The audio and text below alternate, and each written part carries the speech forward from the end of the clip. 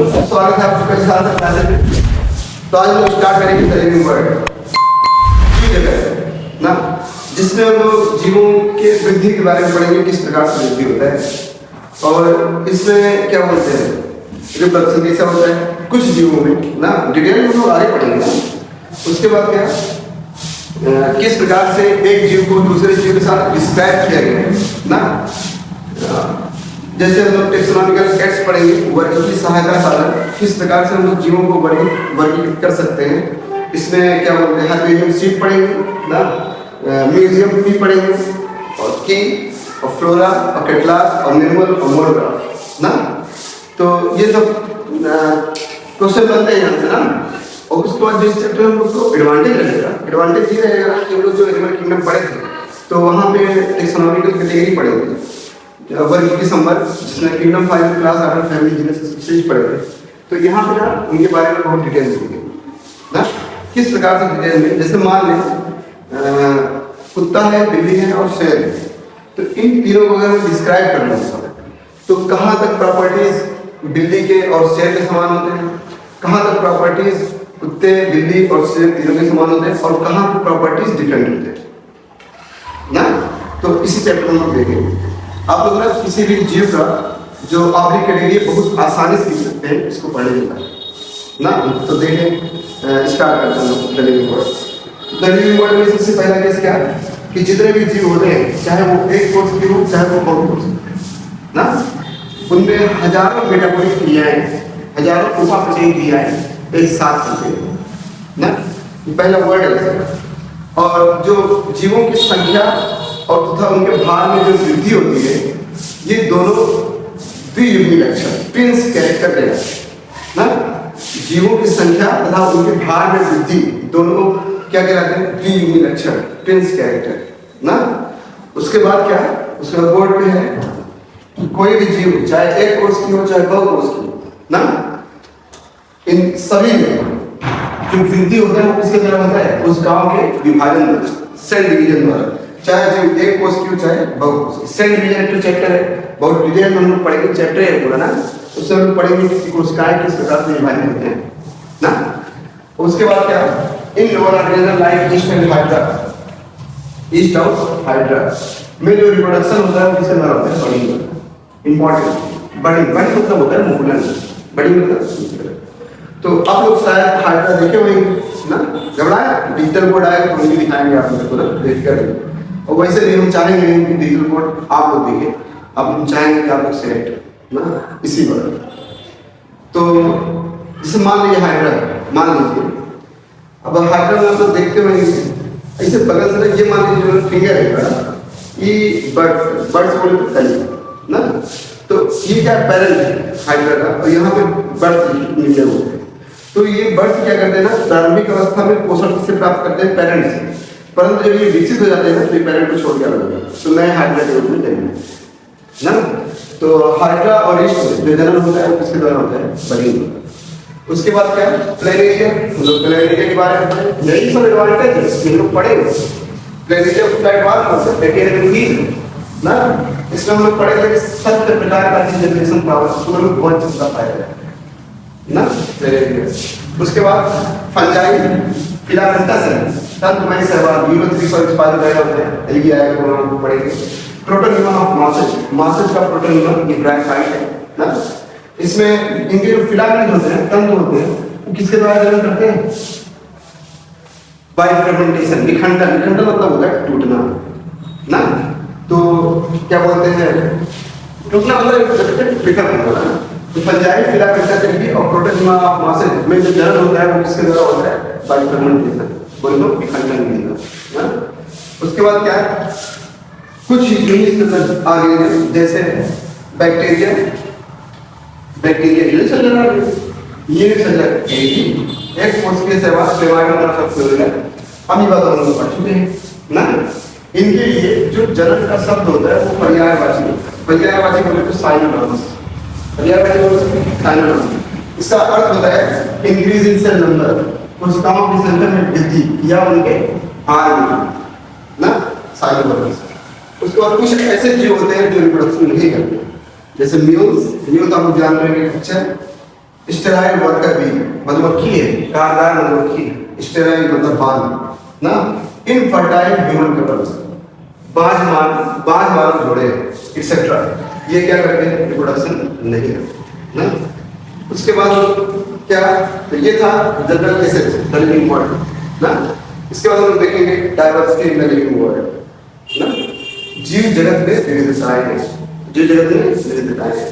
तो अभी तक जो ज्ञात जीवों की संख्या है वो कितना, जातियों की संख्या, स्पीशीज ना, ज्ञात जातियों की संख्या कितना है, 1.7 to 1.8 मिलियन। इसको हम क्या लिख सकते हैं, 17 से 18 लाख ना। तो ये जो 17 से 18 लाख प्रकार की जातियां हैं ना, इन्हीं को 17-18 लाख प्रकार की जातियां हैं, इन्हीं को हम लोग विविधताएं बोलते हैं। क्या बोलते हैं, विविधताएं, जीवों में विविधताएं। तो इनमें जो पादप है उनका जो नामकरण किया गया था ICBN के अंतर्गत, ICBN international code of biological nomenclature, और क्या बोलते हैं, जो जितने भी जंतु थे उनका जो क्या बोलते हैं नामकरण किया गया था, नामकरण किया गया था ICBN के अंतर्गत, इंटरनेशनल कोड ऑफ जूलॉजिकल, मतलब बॉटनिकल नॉमेनक्लेचर और जूलॉजिकल ना। नमोस क्लियर है कि जितने वनस्पति होंगे किसके अंतर्गत, ICBN के अंतर्गत, और जितने प्राणी होंगे उसके अंतर्गत ना। उसके बाद क्या, कोई भी जीव, इसके बाद वाला वर्ड हम लोग पढ़े हुए हैं, तो आप देख सकते हैं यहाँ पे हम लोग एनिमल टेक्सोनॉमी किया गया है, एनिमल में पढ़े शुरुआत में ही आप देखेंगे वहाँ हम पढ़ा जाता है ना। तो वहाँ पे क्या हम लोग पढ़े हुए थे कि कोई भी जीव वो 2 घटकों से मिलकर बना होता है, जीनस और स्पीशीज।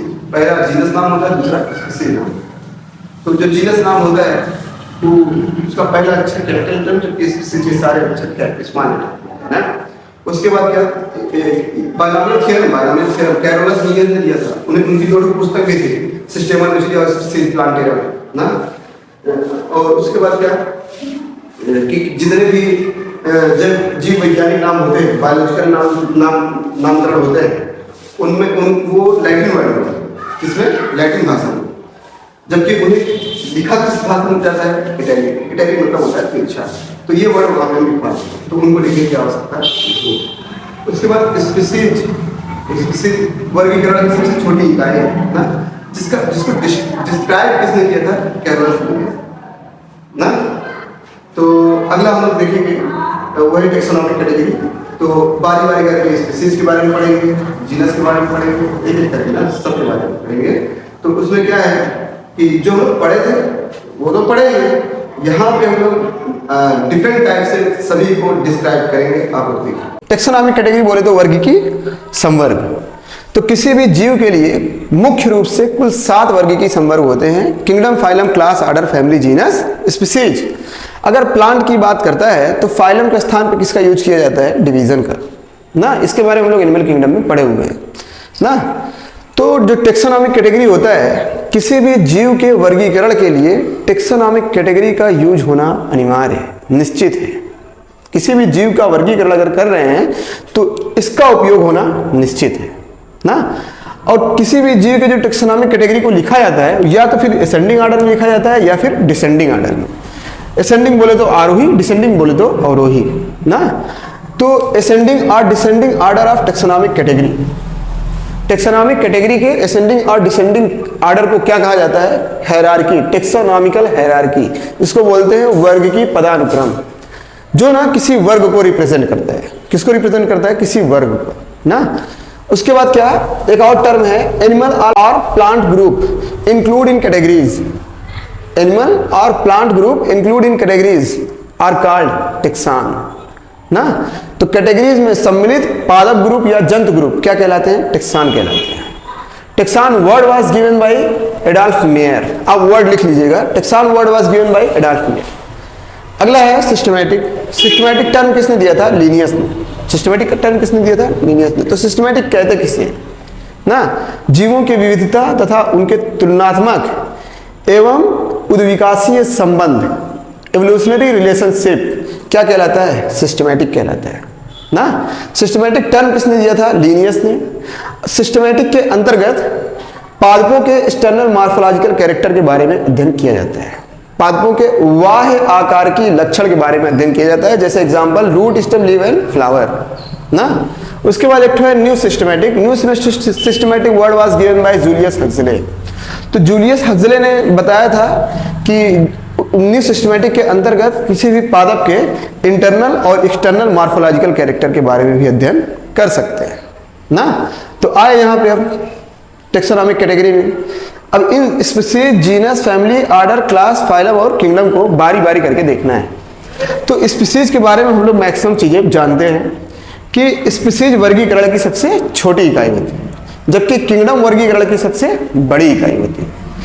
स्पीशीज को सबसे पहले किसने परिभाषित किया था? जॉन रे ने। परिभाषित किसने किया था? जॉन रे ने। इसीलिए जॉन रे को जंतुओं के पहचान की कुंजी, की ऑफ आइडेंटिफिकेशन ऑफ एनिमल भी कहा जाता है। ये वर्ड हम लोग पढ़े हुए हैं एनिमल किंगडम में ना। क्यों कहा जाता है? क्योंकि जब तक आप स्पीशीज नहीं लिखेंगे तब तक आप ये एग्जैक्ट नहीं बता सकते कि आप किस जीव के बारे में लिख रहे हैं ना। अभी हम लोग देख रहे हैं आगे ना। उसके बाद क्या? लीनियस ने इसका वर्णन किसने किया था? लीनियस ने ना। तो देखिए यहाँ पे, जैसे यहाँ पे लिखे मैंगीफेरा इंडिका, सोलेनम ट्यूबरोसम और पैंथेरा लियो ना। तो ये जो मैंगीफेरा इंडिका, सोलेनम ट्यूबरोसम और पैंथेरा लियो है, इसमें मैंगीफेरा, सोलेनम और पैंथेरा क्या है? Genus, represent genus epithet. और इंडिका और ट्यूबरोसम और लियो ये सब किसको रिप्रेजेंट करते हैं? स्पीशीज को ना। तो अब यहाँ पे देखें कैसे हम लोग क्या बोलते हैं। जैसे मान लें एग्जाम्पल जीनस है ना। जीनस मतलब वंश होता है। जीनस मतलब क्या होता है? वंश। स्पीशीज का अर्थ होता है जाति। तो जातियों का समूह मिलकर किसका निर्माण करते हैं? वंश का। और जीनस और स्पीशीज का समूह मिलकर किसका निर्माण करते हैं? फैमिली का। ये तीनों मिलकर किसका निर्माण करेंगे? ऑर्डर का। और ये चारों मिलकर किसका निर्माण करेंगे? क्लास का। और ये पांचों मिलकर किसका निर्माण करेंगे? फाइलम का। और ये छह मिलकर किसका निर्माण करेंगे? किंगडम का।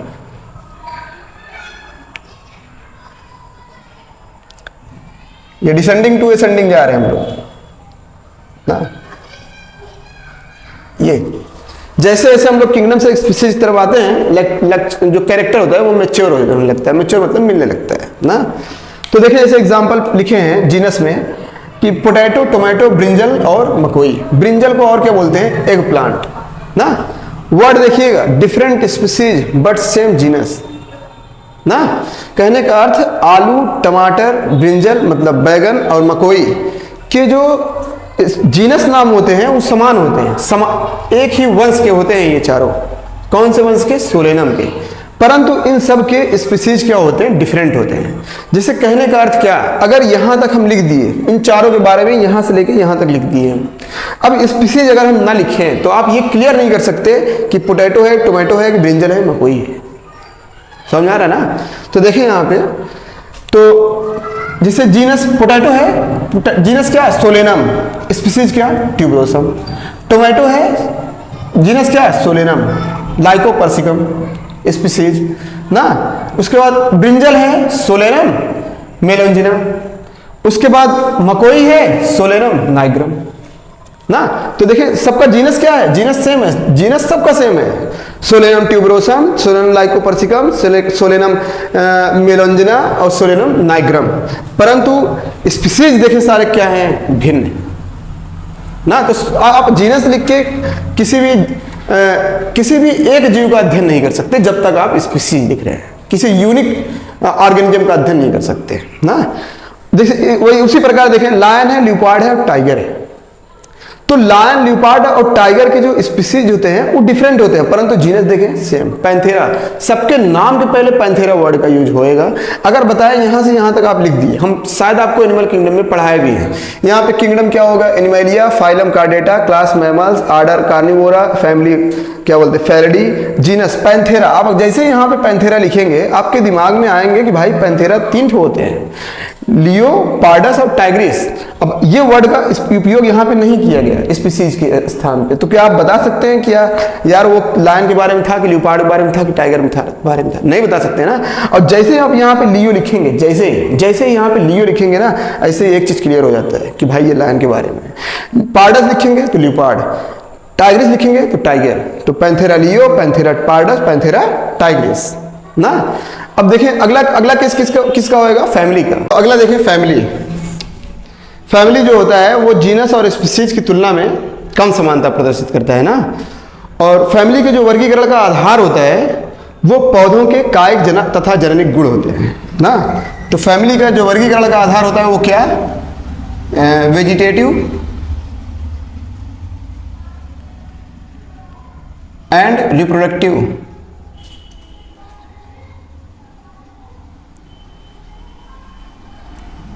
Feature of plant species.